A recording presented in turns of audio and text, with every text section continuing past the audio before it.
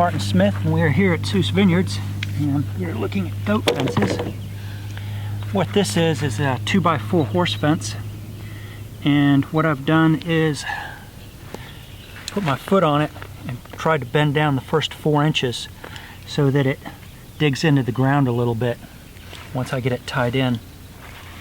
The idea is to take a piece of electric fence line, or at least this is my idea of it. Some good goatskin gloves, they're always helpful. And you always want to use the T-posts with these little ridges on it. What that does for you is goats will like to climb on top, and eventually they bring the fence down and jump over or through or however they want to go. And they're real secretive about it, so if you didn't bottle feed them, they won't do it in front of you. And you have to wait and watch and do all that mess. It's a real pain finding out where their little goat holes are. And I'm pulling this as tight as I can and bending it over and making a tie. It's usually easier done from the other side, but I needed to do it from this side for demonstration, and now I'm regretting doing it from this side. It takes a while. This is the 2-inch by 4-inch horse fence bought at Tractor Supply. I've heard about the other fence, or I've seen it, the electric wove fence. The one I saw was orange.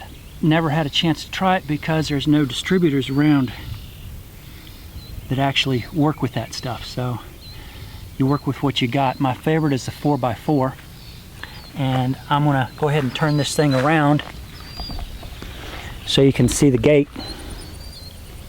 That's one of the gates. A little shop in Denton that I have, or right near here, sells another type of gate that goats can't get through, but most of the gates the goats can get right through them. Okay, here's an example of a fence gate that does not work for goats or sheep or keeping coyotes out. And what I did is I took field fence, not the best fence to be using for goats. Fence posts can be pressure treated, or steel T-posts, or even trees. I used trees on this one, and as you can see, the power company came by and decided they were going to cut underneath my line. Plus they cut all the limbs to kill it, so pretty much wipes out my post. Other posts that I've tried before that do not work, if you see this steel post here, you can't use them. They will stand on it, but in this case I can use it because I have it between 2 wooden posts. Wooden posts will do your best at holding fences in place, and it'll actually keep the goats from knocking these steel posts. So these steel posts are just there for extra support. The fence for that distance can manage. This gate here is an example of what's in Denton, North Carolina, I should say, not Denton, Texas, but it will actually keep goats out to some degree. I keep little side posts on it to keep the corner posts from being pulled down. I like to keep braces on the corners, keep the pressure treated posts about every 30 to 60 feet, that's about 10 to 20 meters apart, and then put the steel T-posts in about every 9 feet apart from that. And you can see what I've done there. Coming back this way, most of these steel gates have holes big enough to let goats through, so you have to be really, really careful on which steel gate you get. The 4x4-inch sheep fence works the best. If you have sheep, you generally don't have to worry about them getting out. So long as they have food, they'd prefer being in a fence. Goats, completely opposite. They want to be on the other side. You got to make sure that your fences are 4 feet tall. There's a lot of fences sold that are like 3.5 feet tall, but the 4-foot fence is one that they don't get out of easily. I like to put that white line on top of the barbed wire. What that does is allows me to see easily from a distance if a tree's fallen on it, if deer have gone over there and wiped out the top lines. And then above that, Well, here I have extra barbed wire because this is a spot they were getting out. It took me months to find it. This top line is another line. It's a high tension line, and that keeps deer off from knocking out the barbed wire because the deer like to jump fence and they don't always clear it, and they'll take the fence with them. So this high tension line has tensioners in which you can actually retighten it when it gets loose. Okay, so what I have right here is just a stainless steel bar, and at the end I cut a little notch in it. I think you can see that. I did it with an angle grinder, and then I ground off the sides nice and round. And what I do with it is I put it in the fence. Let's see if I can get it out there enough, and I just twist it a little bit. Try and do this one-handed. And what that does is it takes all the kinks out of it, or takes the slack out of it.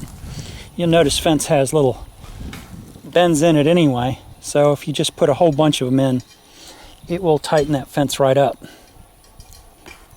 And how I get it to that point where it's fairly straight, coming down here, is the old secret fence stretcher.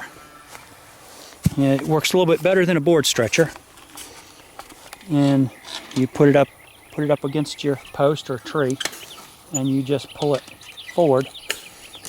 Pull the fence up to the post. Hold it up out of your way with one hand. Put a staple right here and nail the staple in as tight as you can get it. And they just come out real easy. You push down on this. Same time you pull. And then it comes apart like that. Okay, right here we got a fence charger, and there's the ground to it. And you notice this fence is just a little bit on the skinny side, and goats will get in and out of this rather quickly. They'll climb under it, they'll go over it, and it doesn't matter how good you have it tied to the wooden posts. And the owner of this fence, says that once you put electrify wire down there, those goats hit it once and they don't get out up until the point where your power charger goes down on you. And these sun chargers, they work most of the time. The goats always know when there's not a charge on it because they always get close to feel the voltage. If it's not there, they're going over that fence. Over here we got more electric fence. As you can see, we got the high tension wire with the wire stretchers on it. They work really, really good for that method. Oh, we got a bunch of sleepy goats out here. And were these posts put in all the way into the ground, or do you have metal stakes in them? They're in the ground. We used the auger, bored a hole, and put them in about a foot. Put them in about a foot with a drilled auger. And that's just PVC pipe with a little bit of fence wire tightening them up. Uh-oh, we done scared them off. Yeah, we got little goats here. What do you know? And little pieces of bread, which is real good for them.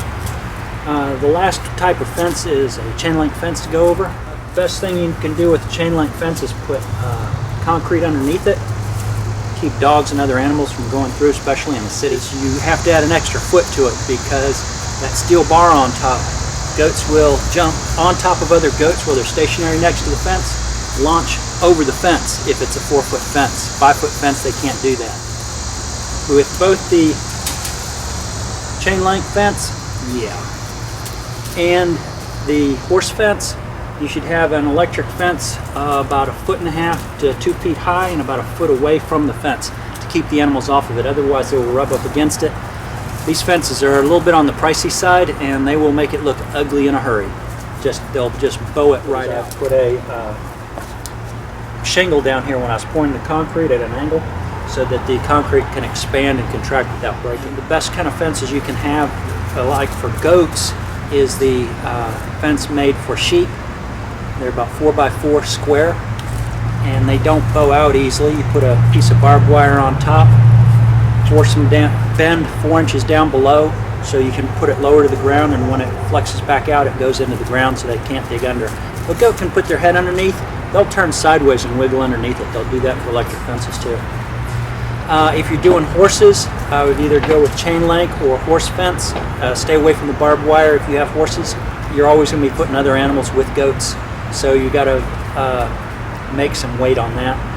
If you have absolutely no money and you have to go electric, just expect them to get out all the time. Expect to chase them down. That's goats, horses, every animal you got in there. Electric fences by themselves do not work well. The horse and the chain link are probably the nicer looking fence. They have the higher resale value. And if you just put a couple of strands of wire on top, build it up to about 5 feet, you should do pretty good. Ain't that right, little girl? Yeah. And if you expect to keep goats in and them never to get out, good luck. Bye.